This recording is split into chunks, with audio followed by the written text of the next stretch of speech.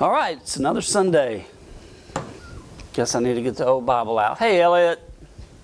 What's up, buddy?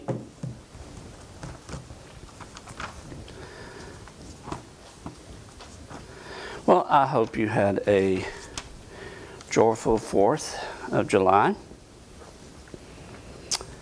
I know I did. We went up to the beach and had nothing but trouble. Don't laugh. I thought of Tim the whole time. Made it back. Made it back. Got up there, had my granddaughter and one of her friends, and you know, unfortunately or fortunately, whichever way you look at it, I have the thrill and the opportunity of, whenever there's grown-ups and children, the children usually migrate to me, and so did that happen this past weekend or this past 4th of July. So I got blessed to be with my granddaughter and her friend, and unfortunately or fortunately, like I said earlier, her friend is a lot more mature than me or my granddaughter. So she had a challenging 4th of July spending time with me because I'm just basically another child in a grown-up's body. But so we're riding down the beach and it's dark outside and we're just watching the fireworks and everything like that because it's beautiful. And then all of a sudden I hit this bump on the golf cart and my golf cart started making this weird noise. So I just kept going and everything like that. And we went, I don't know about you, but if you ever notice at the beach there are garbage cans with numbers on it. That's so you know, obviously for the drunks to realize, okay, at garbage can 22, I need to take a left because if I take a right, then I'm going to be in the ocean or the Gulf of Mexico. So we went about 20 more garbage cans down and everything like that. So we decided to come back down, and because it was getting late, and the noise just got worse and worse. And then my golf cart started going toot, toot, toot. Well, I had changed wheels because we were going to the beach and more of a grip and runs faster and smoother using these particular tires. Unfortunately, I didn't have no help, and I didn't have my impact wrench, John, that we were talking about that my son had. And so I had to hand tighten it and then use the bar to tighten the wheels. But apparently I forgot a set of wheels and tightening them. So by the time we got back to the cabin or back to the home, it had wallowed and all my lug nuts were loose and everything like that. So we decided, okay, Saturday morning or the next morning we were going to get up there and get it tightened and everything like that. So Philip had brought the impact gun at that point and tightened them up as much as he could, but by that time the threads had been worn and almost cut. So you couldn't get a real true tight grip on it. So we got as high as we could. We were going to do a morning run down the beach and everything like that before it got too crowded, because you know how the 4th of July can be. So we get down there and we go about 30 garbage cans down. It's time to come back and eat breakfast and everything like that. Well, on the way back, Philip stops me and he says, "I hear a funny noise coming from your golf cart." I said, no, I'm not feeling the wobble or anything like that. I'm not hearing it at all.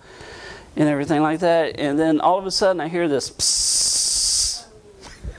I don't know about you, but I've never gotten a flat tire, especially on a golf cart, at the beach. But sure enough, I did. So we decided, okay, well, it's a golf cart. We'll just go to the local Parker's Hardware. All right, we'll get a tire patch, a plug, and everything like that. So we get in the truck, we get it loaded up and everything like that. So we're headed to Parker's. Well, Parker's is closed. Okay? And there's not that many options there on Crystal Beach. So on our way back, we noticed that there's a tire place and it just happens to be open. So we pull in there and everything like that.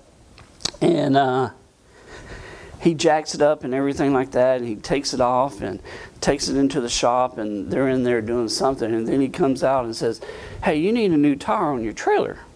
And I never noticed it, but sure enough, I did. I said, well, how much is that going to be? Oh, $90.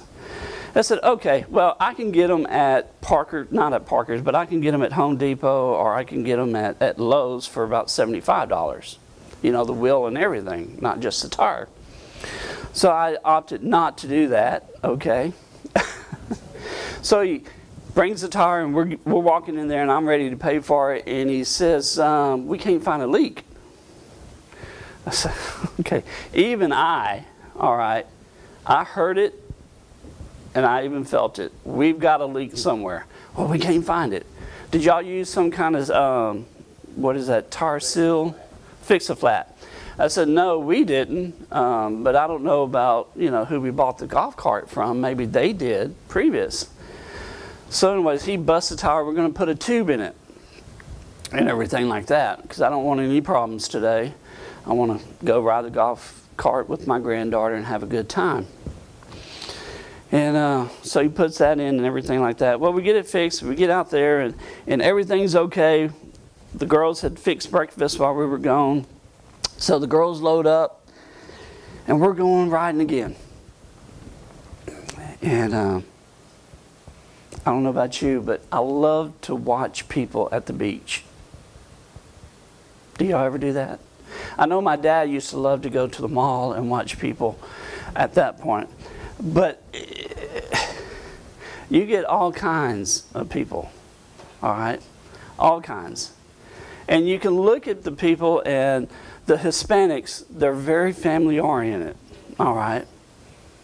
They've got kids all around them. They're interacting with them, playing with them, and all that. And then you have the white folks, all right? And a lot of them, okay, they're looking for a good time. And I don't know what it is about my generation, all right, but all they want to do is get drunk. Even whenever I go to my class reunion, all they want to do is drink and remember the old times. Well, that is great, but what about today?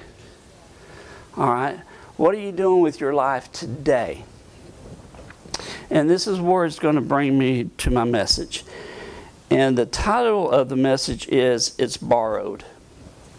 Okay, we're going to go to several scriptures. The first being in Luke, 5th chapter, verse 3. We're going to be reading out of the English Standard Version on the first couple of scriptures. Luke, 5th chapter, verse 3. It says, getting into one of the boats. Now you understand, Jesus is about to get into a boat. But he's got options, all right? Just like we always have options, all right? There was 2 boats there. Jesus decides to get into one of those boats. And guess whose boat it is? It's Simon's boat, all right? So 2 boats, he chose Peter's, or Simon Peter.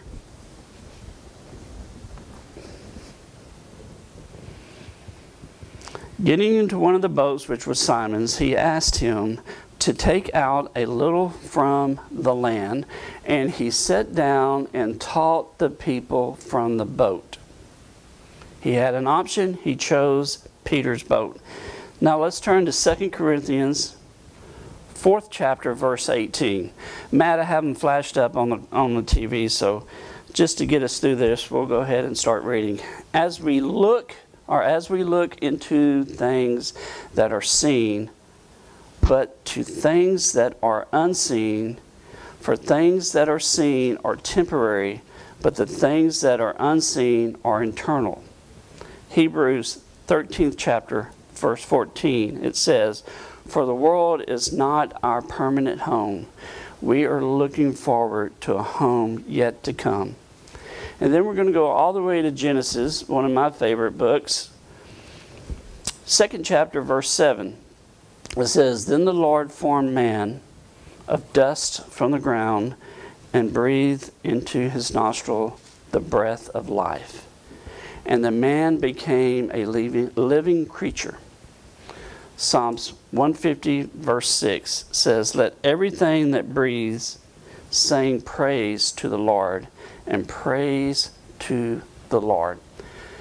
Now, the theme of this is it's borrowed. I don't know if you realize that, but the life you're living right now is just borrowed. Everything you own, you seem to think that you own it. Whether you're a Christian or not, it's irrelevant. Whatever you own right now, whatever you're doing right now, it's just temporary. If you don't believe me, just go to any cemetery and look at the vast people that are laying in the graves. Their life was just temporary. It was just borrowed. You did not live until God breathed life into you. And when that breath is taken away, you no longer exist in a living body. Now, Brother Robert, that doesn't sound too enthusiastic for this weekend of the 4th of July. Well, let me just tell you, all right? We've got to realize that our life is just borrowed. Everything that we own, everything that we love, everything that we cherished, it's just ours for a temporary time. I don't know about you, but I enjoy my grandkids more than I enjoy my kids. At the time, I enjoyed my kids, but gosh, grandbabies are so much more fun. Isn't Elliot so much fun compared to Chris or Sarah? Now, you don't have to answer that, okay? Please don't answer that out loud. But I am bold enough because my grandchild and my children aren't in this church right now, and I can say that without getting in trouble. But I love my grandchildren. And then whenever I started studying for this message, and I realized everything is just temporary. My granddaughter is, what, 11? 9 or 11, I forget, I'm sorry. And I'm 56. I think I've got a head start on her life, and there's no way that, let's just say I live to 100. All right? And she lives, let's just say to 60. What kind of life will we have? Will we be on the ground playing around? Will we be going to the beach, riding around in the golf cart? The moments that I have for her right now are just temporary. There's going to be a time and an age where I'm not going to be able to enjoy her as much as I'm enjoying her now. Okay? And I think as parents and as grown-ups, and even as church members, when you come to church, there are times where you just come to church just to come to church because you have to. You have to be an intercessor, you have to give communion, you have to be the jester of the church, you have to lead the music, you have to cut the lawn. You got to bring baby Elliot for everyone to enjoy and give you a little break. But it's all temporary. We've got to start enjoying these times that we have. Instead of, oh, I can't wait till next Sunday. Or I can't wait till something else happens. Just enjoy the moments and the times that you're in right now. I noticed that Tim, and I'm going to call you out today, Tim. Tim can be the funniest guy you've ever met. But he can also bring you down because of what's going on in his life. But so can Brother Robert. So can Sister Jeanette. So can John. So can Brother Bill. But what I've noticed is that he's got a friend this week, just happens to be his brother, and he's got that extra little pep today. My question and my challenge to him is, all right, I'm not sure when you're going home. You're going to be here for a week or so? Tuesday. To Tuesday, okay. So we lose him Tuesday. Let's see how Tim is on Wednesday. All right, and better yet, let's see how Tim is on Sunday.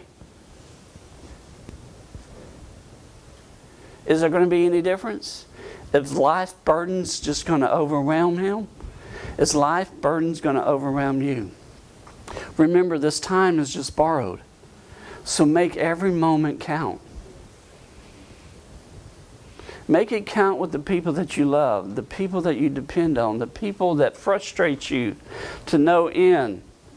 The job that you take for granted or the job that you despise, it's only temporary. You know, whenever my parents left this world, it was a very sad time for my family because we just didn't think they would ever leave us. All right? But what I've learned in life is things are just temporary. All right? I remember in high school, oh my goodness, I fell in love every 2 months. I don't know any of them anymore. I don't keep in touch with any of them anymore, except for maybe 1 or 2. But I mean, it just seemed like, you know, at that particular time, that's what my whole life was going to consist of. That's what my life was going to be. I didn't realize at that particular time it was just going to be temporary. It was only going to be the next 2, 3, or 4 years before you moved on to the next level in your life. And isn't that also the way we are with Christ? I mean, when we first meet Him and we first accept Him and we start having a relationship with Him, it's all about Him and it's all about you and it's all about, you know, becoming a better Christian, becoming closer to God. But then as time passes by, all right, things aren't as important. God isn't as important. Well, until there's a bill you can't pay or there's a death in your family or a sickness, then God becomes important again. But even our relationship with God sometimes seems temporary. But His Word tells us that He is the owner of everything. We're just borrowing everything, just like my son borrows my tools. Just like sometimes I get Sis's food, but I have to return because I'm just borrowing the dishes that they come in. At one point, if I want to get them filled again, I have to give it back to you. So they're just borrowed. It's not like, you know, whenever He fed the 5,000, it just, you know, you just lay it there and it keeps multiplying food in it and everything like that. No, what I have to do is I have to clean it, bring it back because I borrowed it, and then God has so blessed me, somehow it gets filled again. And it's like those egg cartons that we get from Brother Bill and Sister Deborah. They come full, and then eventually they're empty. It's just temporary. At some point I'm hungry, and it feeds me. I'm hungry temporary. I'm full temporary. Then I'm hungry again. Then I'm full. Everything's just temporary. You've got to just realize that God is permanent because He owns everything. Everything that we cherish, everything that we think that is important, like I said earlier, we only have it for a little time. Whether it's good, or whether you think it's good, or whether it's bad, or whether you think it's bad, it's yours temporary. What are you going to do with it when you have it in your possession? If you look at the boat, Jesus had a choice. He could have picked some no-man fisherman's boat to climb into, but He chose Simon Peter, which later became what? Peter. Who am I going to build this rock on? I mean, this church on? It just amazes me how God can disguise what is His as though it's ours.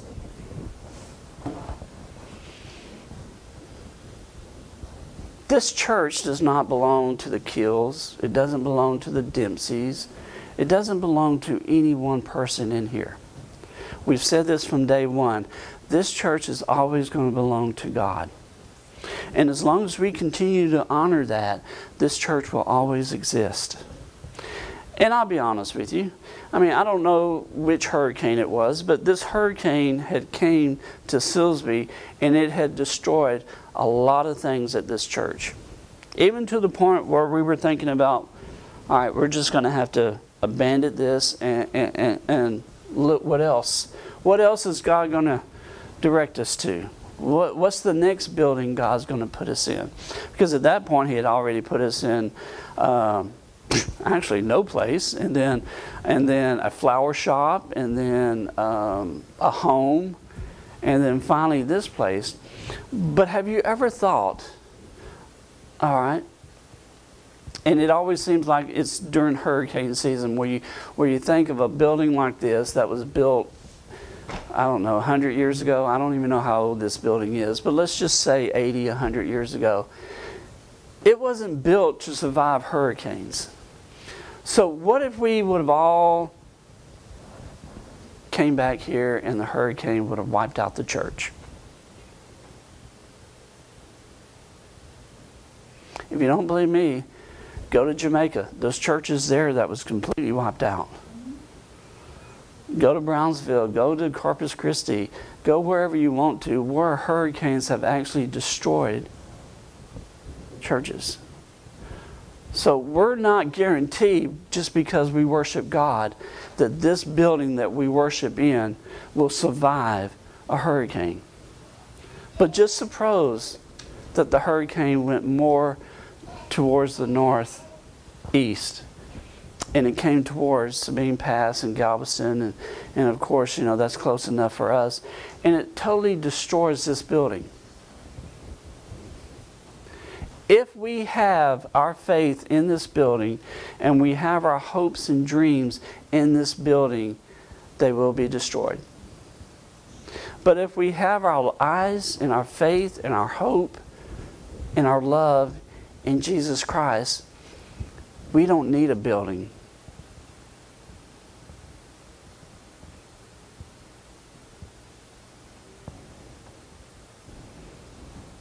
Wow, that didn't go over as quite the way I wanted it. I was thinking, where would that go to be funny? But no, it wasn't supposed to be funny at all. Whenever you talk about a disaster and a building in which, you know, we worship, it's just temporary. This building is just temporary. Whether we occupy it or whether we don't, 10, 15, 20, 30 years from now, everything's going to be rotted, and it won't even exist. Okay? Because it's just borrowed. But who are we borrowing it from? God. And what I've learned about God is, whenever He removes something out of your life, okay, He's going to fill it with something. And normally, 10 out of 10 times, whether we will admit it or not, it's going to be much, much, much, much better. It's not going to be worser. I had to throw that little thing in there. It's not going to be worser. It's going to be much, much better. So I don't know what's going on in your life, and it's really none of my business. Again, it's between you and God. But if you realize whatever you have is just borrowed and it's just temporary, when it's gone, you won't miss it. I often wondered, what would happen if me and Sis and Matt shows up Saturday and there's no church? How would we react? All right, we're leaders in this church. All right? It's not our first day on the job. It's not our first year in this position.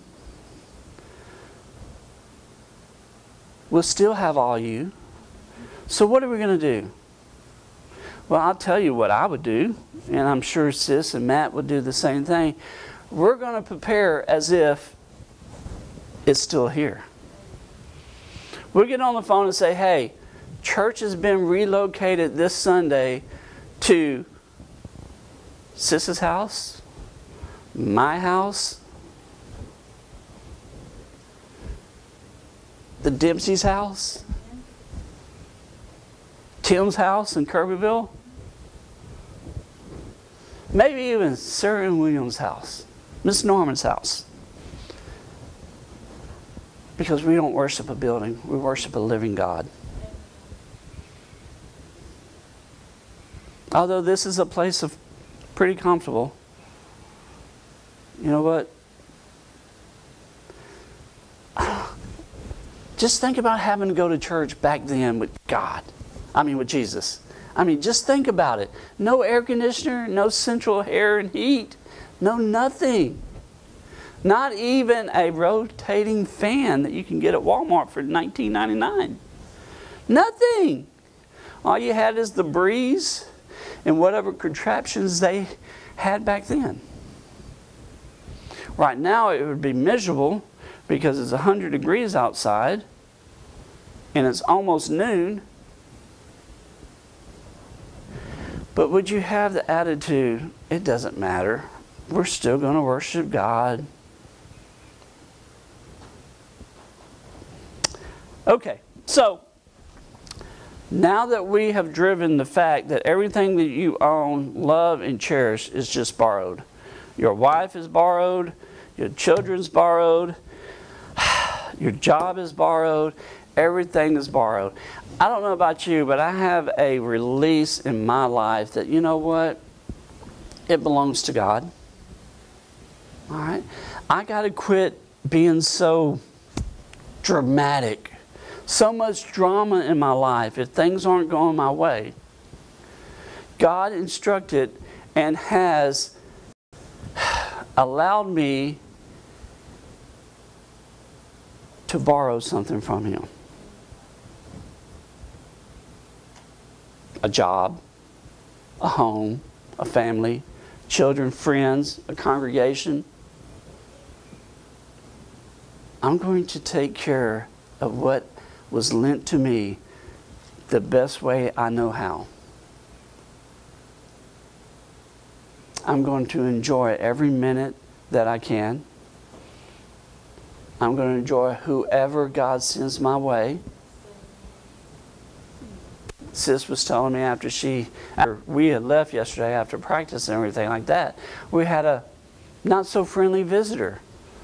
One that seems to think that our front lawn is a drag racing pavement and kind of tore our grass up. And as soon as I saw that this morning and I saw the chain that was broken, tied up, and just rigged back up, I got angry. Knowing that I'm going to do this sermon, knowing that it's only temporary,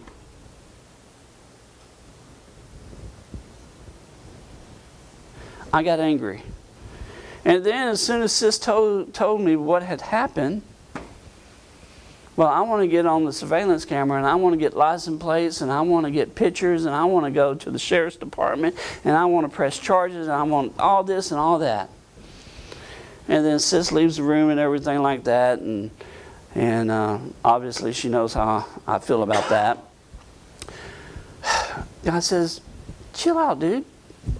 He didn't say those words, that's kind of mine, but you know, in essence, it's chill out, dude. I got this. All right? This is not your land. That wasn't your chain. That wasn't your cone. Wait, hold on. The church bought it. John bought it.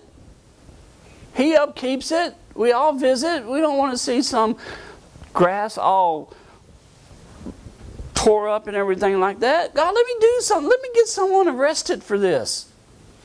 He said, no. I'll handle this. Okay? It's temporary. Let your anger just be temporary. Let your revenge settle down and let me take care of it. Now, with that being said, in Genesis it said, then the Lord God formed the man of dust from the ground and breathed into his nostril the breath of life.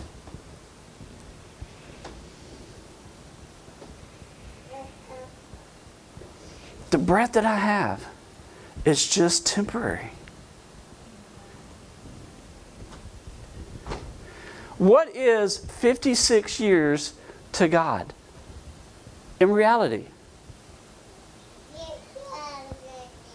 Miss Norma's got a birthday tomorrow, and she can say that every year, another year came by and it went faster than the year before. And I don't know, after I reached 40, it seems like every year was like the speed of light.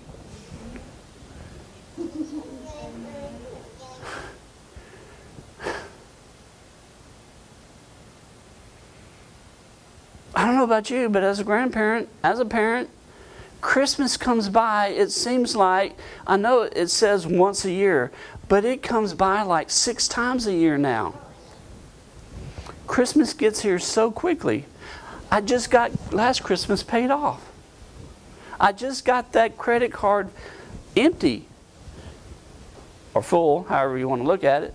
Now I got to fill it up again. Explain to me one thing. My truck is an oversized, has an oversized gas tank. Brother Bill, maybe you can answer this.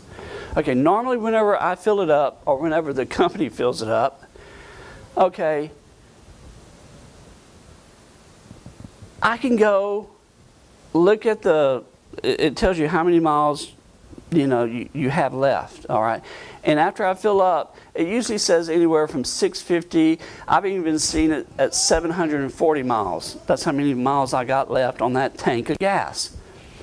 I ran it completely empty with about 20 miles left on it. I usually don't do it that low because of the trash and all that. But anyways, because of the position I was in, I was ready to get home.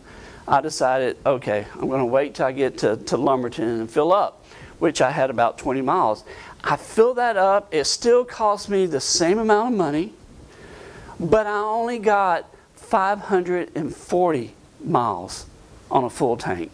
So how do I go from, sometimes 740, or most of the time at least 640, 650, to now getting or less than 100 miles?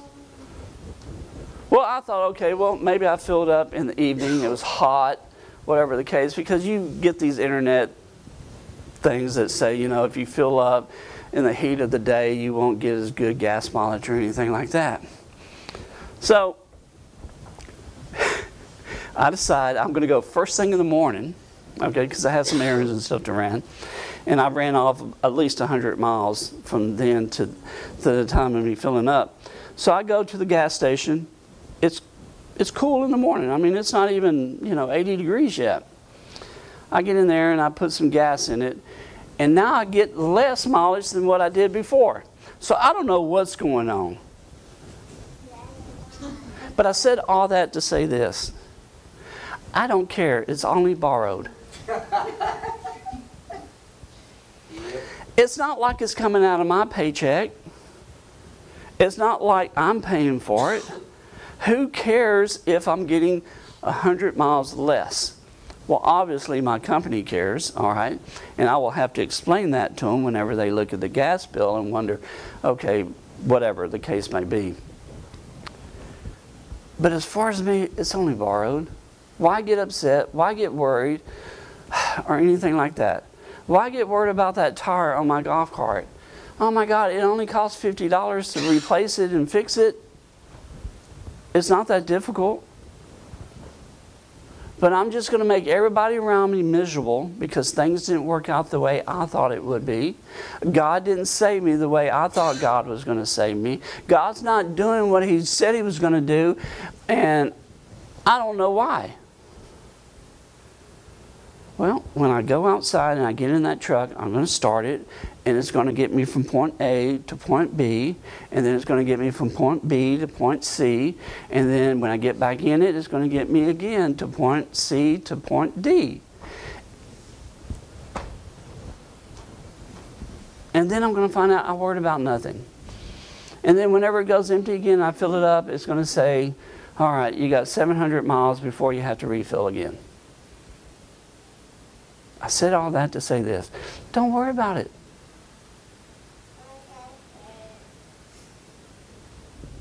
Just don't worry about it. Elliot, if he's crying and misbehaving right now, it's kind of like Southeast Texas weather. Give it 5 minutes. All right, we'll have snow. And then we'll have a drought.